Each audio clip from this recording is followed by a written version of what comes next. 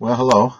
I'm your COMM 101 Fundamentals of Public Speaking teacher, and we're going to have a conversation here, give you a little bit of a early heads up about some of the things that you need to be aware of in taking this class.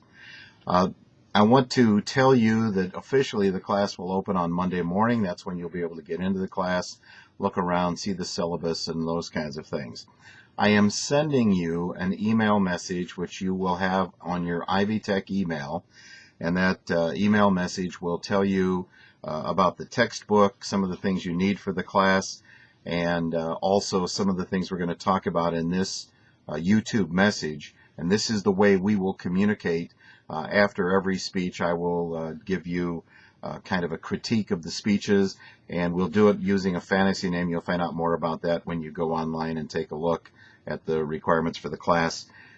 And the reason I want you to look at everything is because sometimes I'll say something to one student that will keep another student from making a similar mistake. So you need to watch every one of the critiques, whether it's about you or not.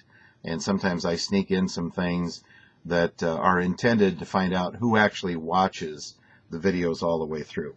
So let's talk real quick about some of the things that you need for this class. You need a digital video camera.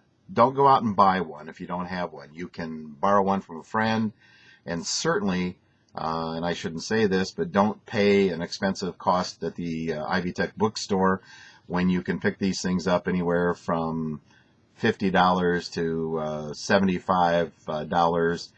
They're about the size of a cigarette package.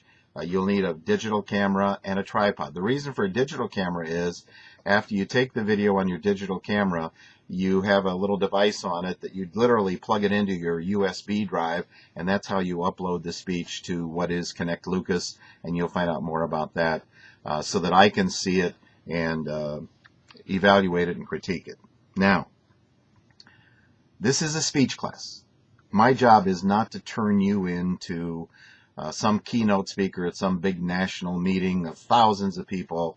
Now, even if it was what I'd like to have happen, that's not why you're in this class. Most of you are terrified to have to take an English class. If you do the work in this class and you do the best you can possibly do every time you do it, if you get a little bit better each time, if you pay attention to the things I say, you can do C work easily. B's and A's can come very well if you do what I've just said. It takes some work on your part. You'll find out what all of the requirements are. You'll need the camera. You will need a tripod. So the tripod is what holds the camera steady so that it's not doing one of these things when you're talking and drive everybody nuts. Remember, the microphone is on the camera, so you want the camera as close to you as possible. This shot right here that you see is what I want to see all of the time. If you use a visual in your speeches, send me a copy of the visual. You can make reference to it for your audience, and we'll talk about that later. But I want an inch or two above your head, and I want roughly bust side shot, mid-chest shot right here for everything you do. Otherwise, you will not do well in this class. You need an audience of 6 people for every speech you give. 6 people, 16 years of age or older. Each one of them must pass in front of the camera as something like this. Okay, your camera's already set up. There's my messy office. And somebody comes in and says, "My name is Keith Klein." 2, 3, 4. And they leave. And the next person comes in. And you do that until all of them have been introduced. Then you step in to the camera shot, this camera shot you're looking at right now, and do your speech. Now, please understand that when you speak in public, you're supposed to kind of put on your best. And I don't mean you dress in a tuxedo, but I mean don't show up in a t-shirt that's got some crazy slogan on it. Don't show up in pajamas. Dress for the speech. Dress to impress. Whenever you speak in public, one of the first things people judge you on is, how do you look? Okay? Guys, shave. Unless you're growing a beard, shave. Do not go up there looking like, the movie stars in Hollywood have 3 days beard growth. Don't want to see that. Don't care about it. I want to see you look the best you can look. Women, fix your hair. That little hair thing that hangs down, do not reach up and keep brushing back your hair.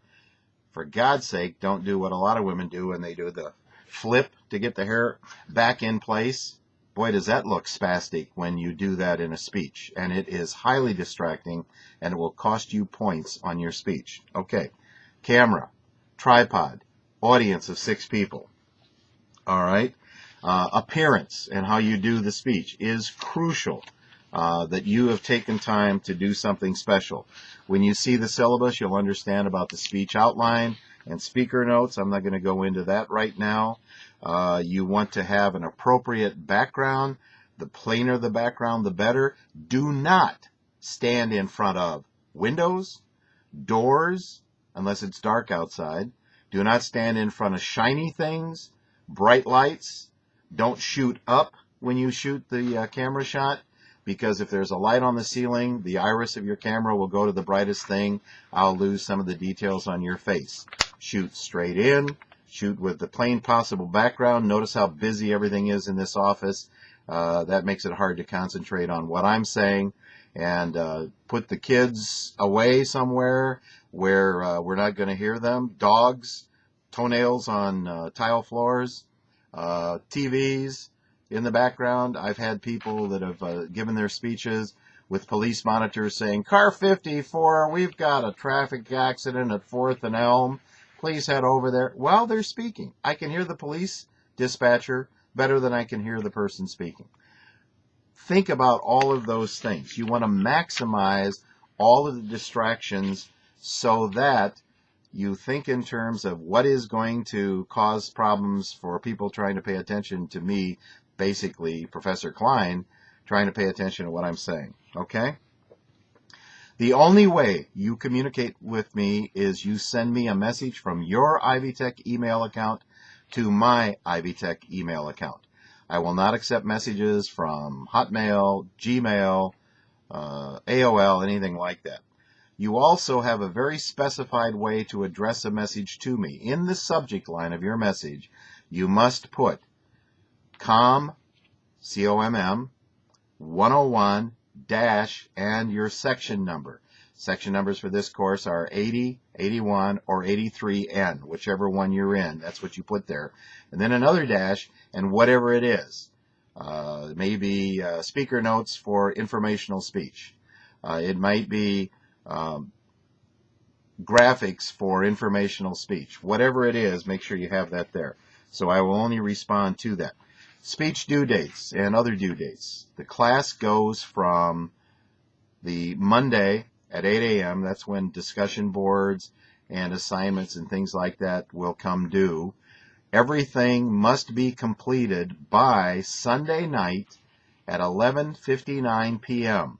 If you haven't completed it by then, it will be late. I will not accept late discussion boards. I will not accept late exams. If you miss it, you've missed it. You will not get any points for that.